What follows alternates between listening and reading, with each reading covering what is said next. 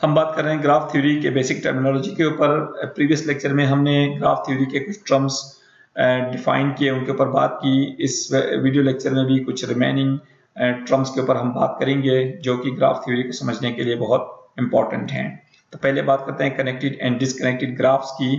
तो connected graph ऐसा graph है कि there exist at least one path between two vertices, यानी अगर हमारे पास एक ग्राफ है उसके अंदर डिफरेंट वर्टिसेस होंगे और दो जो वर्टिसेस हैं उनमें से कोई से भी दो वर्टिसेस अगर हम उठाएं कि किसी एक पेयर ऑफ वर्टिसेस के लिए जरूरी है कि उनके दरमियान एक एज या एक पाथ मौजूद होना चाहिए। एज तो नहीं कह सकते लेकिन पाथ जरूर मौजूद होना चाहिए, यानी ऐसा ग्राफ कि जिसके तमाम एजेस के दरमियान कोई ना कोई पाथ मौजूद हो, उस ग्राफ को हम कनेक्टेड ग्राफ कहेंगे। और अगर कोई सिंगल पेयर भी हमें ऐसा मिले ग्राफ में जिनके दरमियान कोई पाथ मौजूद ना हो तो वो फिर डिसकनेक्टेड ग्राफ कहलाएगा। यहाँ हमने 3 एग्जांपल्स दी हैं ग्राफ्स की, H1, H2 and H3। H1 में देखें दो वर्टिसेस हैं और उनके दरमियान एक एज मौजूद है। तो दो वर्टिसेस का मतलब है कि यहाँ वर्टिसेस दो ही हैं और उनके दरमियान एक एज मौजूद है और ये एज इनके दरमियान पाथ को भी रिप्रेजेंट करता है। इसी तरह H2 है, H2 में 4 वर्टिसेस हैं और 4 वर्टिस में कोई से भी दो हम वर्टिस उठा के देख लें तो उनके दरमियान कोई ना कोई पाथ मौजूद है। जैसे कि A B है, इनके दरमियान एक डायरेक्ट एज मौजूद है जिसका मतलब है कि इनके दरमियान पाथ भी है। इसी तरह B E के दरमियान भी डायरेक्ट एज मौजूद है, इसका मतलब है कि इनके दरमियान भी पाथ मौजूद है।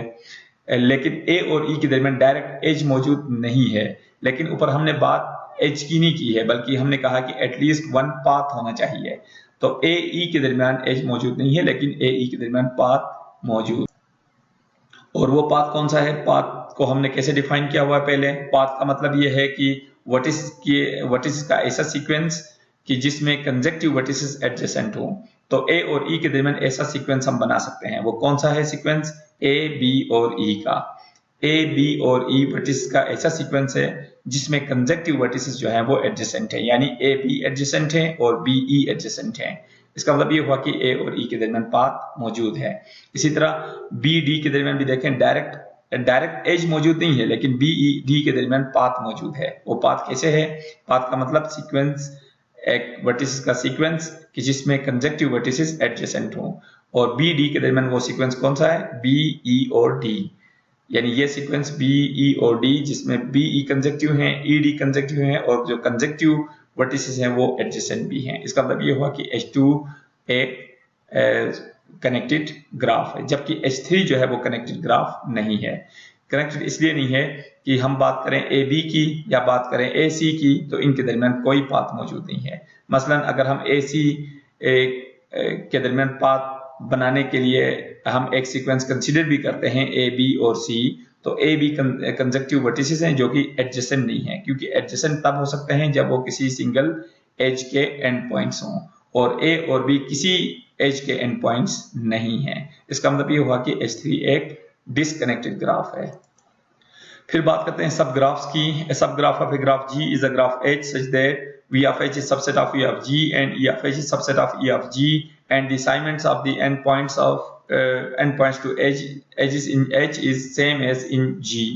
इसका मतलब ये है कि एक ग्राफ H जो है दूसरे ग्राफ G का सब ग्राफ होगा अगर H के वर्टिसेस का सेट G के वर्टिसेस के सेट का सबसेट हो और H के एजेस का सेट G के एजेस के सेट का सबसेट हो। ये दो कंडीशंस पहले होनी चाहिए और साथ साथ H के अंदर जो असाइनमेंट्स हैं वो बिल्कुल सेम होने चाहिए जो कि G के अंदर असाइनमेंट्स हैं। अब इसका मतलब क्या है? मतलब ये है कि H एक ग्राफ है और G एक ग्राफ है, तो H के अंदर भी वर्टिसेस होंगे और एजेस होंगे, G के अंदर भी वर्टिसेस और एजेस होंगे। तो H के जो वर्टिसेस का सेट है वो G के वर्टिसेस के सेट का सबसेट होना चाहिए, यानी H के अंदर कोई वर्टेक्स ऐसा ना हो जो G में मौजूद ना हो। इसी तरह H के अंदर कोई एज ऐसा मौजूद नहीं होना चाहिए जो G में मौजूद ना हो। तो ये तो हो गई फर्स्ट टू कंडीशंस। अब लास्ट कंडीशन का मतलब ये है कि assignments of end points to edges in H is the same as in G। इसका मतलब ये है कि अब एजेस के अंदर वर्टिसेस तो बिल्कुल वही हैं जो G के अंदर हैं, मतलब सेम, मतलब वर्टिसेस तो वही होंगे, ये जो G से आए हैं सारे नहीं होंगे, हो सकता है उसमें कुछ कम हो, लेकिन H के सारे वर्टिसेस को जी में मौजूद होना चाहिए, क्योंकि पहली कंडीशन हमने यही रखा है कि एच के सारे वर्टिसेस जो है वो जी के वर्टिसेस होने चाहिए। तो उनके दरमियान जो कनेक्टिविटी है, यानी एच के एजिस के आपस में जो लिंकेजेस हैं, जो एजिस हैं, वो बिल्कुल वही एजिस होने चाहिए जो जी में मौजूद हों। इनको हम कहते हैं असाइनमेंट्स। कुछ एग्जांपल्स देखते हैं जिसमें सब ग्राफ की डेफिनेशन बिल्कुल वाज़ेह हो जाएगी। एक ग्राफ हमने लिया है जी, जिसके अंदर 5 वर्टिसेस हैं और उसके अंदर डिफरेंट एजिस भी मौजूद हैं, और उसके अगेंस्ट में हमने कुछ और ग्राफ्स लिए हैं H1, H2 एंड H3। तो पहले ग्राफ H1 की बात करें तो वो जी का एक सब ग्राफ है। सब ग्राफ क्यों है? इसलिए कि H1 के अंदर जो वर्टिसेस हैं वो हैं CD, और दोनों के दोनों जी के अंदर भी मौजूद है। ये देखें, ये C और ये D, यानी H1 के जो वर्टिसेस हैं या वर्टिसेस का जो सेट है वो जी के वर्टिसेस के सेट का सबसेट है। या सिंपल वर्ड्स में हम ये कह सकते हैं कि H1 के जो वर्टिसेस हैं वो जी में मौजूद होने चाहिए। इसी तरह H1 में जो एजिस हैं वो भी जी में मौजूद होने चाहिए। तो H1 के अंदर एक ही एज है CD के दरमियान एक ही एज है, जिसको हम ऑर्डर पेयर से लिख दें या इसको लाइन सेगमेंट से डिनोट करें। तो वो CD के दरमियान एज ये रहा, CD के दरमियान ये एज। तो इसका मतलब ये हुआ कि H1 के वर्टिसेस भी जी में मौजूद हैं, H1 के एजिस भी जी में मौजूद है। तो पहली कंडीशन फुलफिल हो गई दो। तो लास्ट कंडीशन ये है कि असाइनमेंट का मतलब ये है कि जी के अंदर C को जिस वर्टेक्स के साथ कनेक्ट किया गया हो, H1 में भी C को उसी वर्टेक्स के साथ कनेक्ट किया गया हो। और ये देखें बिल्कुल वैसे ही है, C को यहाँ D से कनेक्ट किया गया है, तो यहाँ पे भी C को D से कनेक्ट किया गया है। तो असाइनमेंट भी दोनों में सेम है। इसका मतलब ये हुआ कि H1 जो है वो G का सब ग्राफ है। यही चीज हम H2 में भी देखते हैं। H2 के जो वर्टिसेस हैं वो A, B, D और E हैं, और ये वर्टिसेस सारे के सारे G में भी मौजूद हैं। तो पहली कंडीशन पूरी हो गई। अब H2 के एजिस देखें, A B एज है, B E एज है, E D एज है, और फिर A और D एज है, और ये तकरीबन ये 4 एजिस हैं और चारों एजिस जो है वो जी में मौजूद हैं। तो सेकंड कंडीशन भी पूरी हो गई। और थर्ड कंडीशन है वो असाइनमेंट्स की।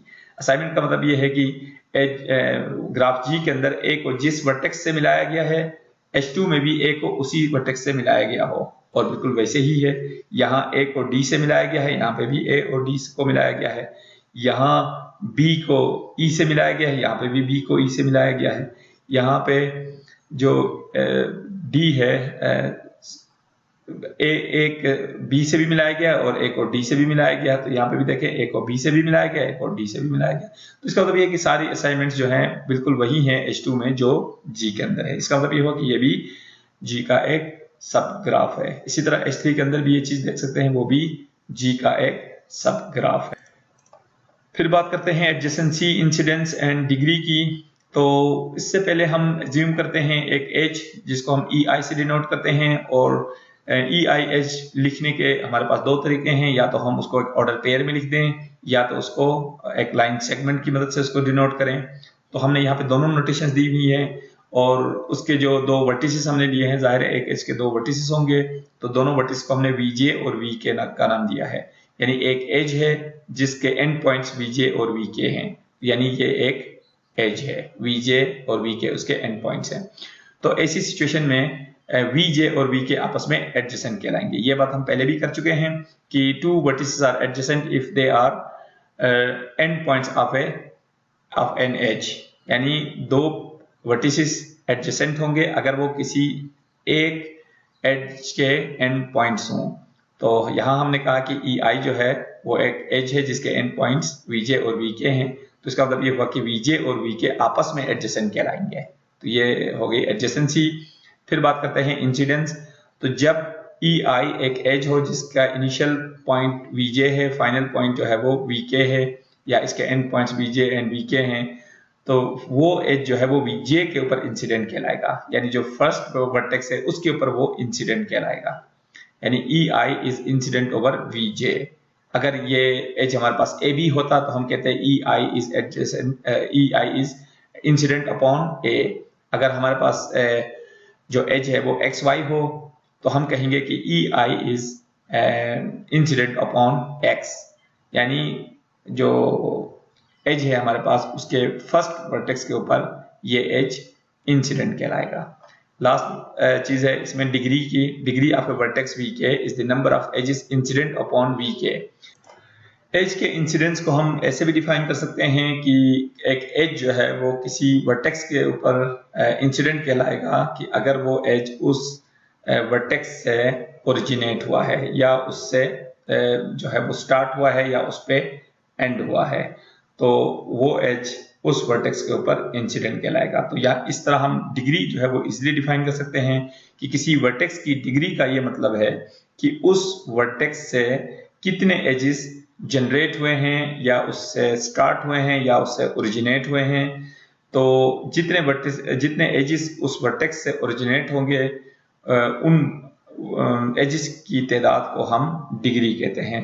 यानी जितने एजेस एक वर्टेक्स से जनरेट होंगे या उससे स्टार्ट होंगे या उस पे एंड होंगे, तो उन एजेस की तादाद को हम डिग्री कहते हैं उस वर्टेक्स के लिहाज से। इसी तरह बात करते हैं कंप्लीट ग्राफ की। Complete graph a simple graph whose vertices are pairwise adjacent. बहुत ही सिंपल सी डेफिनेशन है कि ऐसे ग्राफ को हम कंप्लीट ग्राफ कहेंगे कि जिस ग्राफ में जितने भी वर्टिसेस हैं उन तमाम वर्टिसेस आपस में एडजेसेंट भी हों। यानी जितने भी वर्टिसेस हैं वो आपस में एडजेसेंट भी हों, यानी जितने भी वर्टिसेस हैं उनके दरमियान कोई ना कोई डायरेक्ट एज मौजूद होना चाहिए। बात करते हैं कंप्लीमेंट ऑफ ग्राफ की। फॉर एग्जांपल हमारे पास एक ग्राफ जी है, तो उसके कंप्लीमेंट को हम जी प्राइम से रिप्रेजेंट करते हैं। यानी जी प्राइम जो है वो ग्राफ जी के कंप्लीमेंट को रिप्रेजेंट करेगा, और ग्राफ जी का जो कंप्लीमेंट है वो भी एक ग्राफ होगा। और वो किस तरह का ग्राफ होगा? जिसके अंदर ये तीन कंडीशंस हों। पहली कंडीशन कि वो ग्राफ जो है वो सिंपल होना चाहिए। सिंपल का मतलब ये है कि उसके अंदर कोई लूप नहीं होना चाहिए, उसके अंदर कोई मल्टीपल एजेस नहीं होने चाहिए। इसी तरह सेकंड कंडीशन ये है कि vertices of g prime must be equal to vertices of g. यानी जी प्राइम के अंदर बिल्कुल वही वर्टिस होने चाहिए जो वर्टिसेस जी में है। यानी कोई एक वर्टेक्स भी जो है वो उससे डिफरेंट नहीं होने चाहिए, सारे के सारे वर्टिसेस बिल्कुल वही हूं जो जी में है। इसी तरह तीसरी कंडीशन जो है वो edges in g prime must be equal to the set of edges which does not belongs to edges of g. मतलब ये है कि जी प्राइम के जो एजेस हैं वो ऐसे एजेस होने चाहिए जो जी में मौजूद ना हो। यानी जी प्राइम के अंदर वो सारे एजेस हों जो ग्राफ जी में मौजूद ना हो। तो ये तीन कंडीशंस हैं। जिस ग्राफ में ये तीनों कंडीशंस हों वो ग्राफ जी के लिए कॉम्प्लीमेंट कहलाएगा। फॉर एग्जांपल जी हमने एक ग्राफ लिया है जिसके वर्टिसेस हैं u v w x and y, और उसके अगेंस्ट में जी प्राइम एक ग्राफ है जिसके वर्टिसेस हैं u v w x and y। तो पहली कंडीशन तो सेकंड कंडीशन तो फुलफिल हो गई कि दोनों के वर्टिसेस बिल्कुल सेम हैं। और पहली कंडीशन कि ए इज सिंपल, यानी वो जो ए सिंपल ग्राफ, यानी उस ग्राफ को सिंपल होना चाहिए। तो ये देखें जी प्राइम का जो ग्राफ है ये बिल्कुल सिंपल है, इसमें कोई लूप नहीं है, ना कोई मल्टीपल एजेस हैं यहाँ पे। तो इसका मतलब ये हुआ कि फर्स्ट कंडीशन और सेकंड दोनों फुलफिल हो रही हैं। और थर्ड कंडीशन देखें कि जी प्राइम के अंदर वो एजेस होने चाहिए जो जी में नहीं है। यानी जी प्राइम का एक एज है एक्स वी, ये एक्स वी यानी एक्स और वी के दरमियान एज मौजूद है, और जी में देखें एक्स और वी के दरमियान कोई एज मौजूद नहीं है। इसी तरह डब्ल्यू और वाई के दरमियान एज मौजूद है जी प्राइम में, जबकि जी में डब्ल्यू और वाई के दरमियान कोई एज मौजूद नहीं है। इसी तरह वाई और वी के दरमियान एज मौजूद है जी प्राइम में, जबकि जी में देखें वाई और वी के दरमियान कोई एज मौजूद नहीं है। इसका मतलब ये हुआ कि जी प्राइम, बाकी भी हम टेस्ट कर सकते हैं, जी प्राइम में जितने भी एजेस हैं उनमें कोई एक एज भी ऐसा नहीं है जो ग्राफ जी के अंदर हो। तो इसका मतलब ये हुआ कि जी प्राइम जी का कॉम्प्लीमेंट ग्राफ है। आखिर में बात करते हैं बाइपार्टाइट ग्राफ्स की। A graph G is bipartite if V of G is the union of two disjoint independent sets called partite sets of G। इसका मतलब ये है कि अगर हमारे पास एक ग्राफ है, उस ग्राफ के अंदर डेफिनेटली वर्टिसेस होंगे। वो वर्टिसेस जो है वो दो डिफरेंट कैटेगरीज के हों। फॉर एग्जांपल हमारे पास जो ग्राफ है उसके अंदर वर्टिसेस जो है वो दो डिफरेंट टाइप्स के वर्टिसेस हों। जैसे कि हमने एक एग्जांपल में यहाँ पे मेंशन किया है कि कुछ हमारे पास बॉयज हैं और कुछ हमारे पास गर्ल्स हैं। बॉयज हम कह सकते हैं कि B1 B2 B3 B4, यानी ये हमारे पास 4 वर्टिसेस हैं, B1 B2 B3 B4। इसी तरह गर्ल्स हैं कुछ, उनको हम लेबल करते हैं G1 G2 G3 G4 G5 से। और ये देखें कि बॉयज के जो वर्टिसेस हैं और गर्ल्स के जो वर्टिसेस हैं, इनके दरमियान अगर हम एजेस ड्रॉ करें तो ये जो डायग्राम बनेगा ये भी एक ग्राफ ही होगा, क्योंकि ग्राफ की डेफिनेशन में हमने ये कहा है कि कुछ वर्टिसेस हों और उन वर्टिसेस के दरमियान कुछ एजेस हों, तो वो जो है एक ग्राफ कॉन्स्टिट्यूट करते हैं। तो ये हमारे लिए ग्राफ है। तो लेकिन इस ग्राफ के अंदर जो वर्टिसेस हैं वो दो डिफरेंट कैटेगरीज के हैं। तो इस तरह का जो ग्राफ होगा वो हमारे लिए बाइपर्टाइट ग्राफ कहलाएगा। इसी तरह एक सिमिलर ग्राफ हम ड्रॉ कर सकते हैं वर्कर्स और जॉब्स के दरमियान। फॉर एग्जांपल हमारे पास डिफरेंट वर्कर्स हैं W1 W2 W3 and W4, और कुछ हमारे पास उनके लिए जॉब्स हैं या कुछ असाइनमेंट्स हैं या कुछ टास्क हैं जिनको हम J1 J2 J3 J4 कहें। तो और उनके दरमियान अगर हम एजेस ड्रॉ करें तो ये एक ग्राफ बन जाता है, और इस तरह का ग्राफ जो है वो बाइपर्टाइट ग्राफ कहलाता है।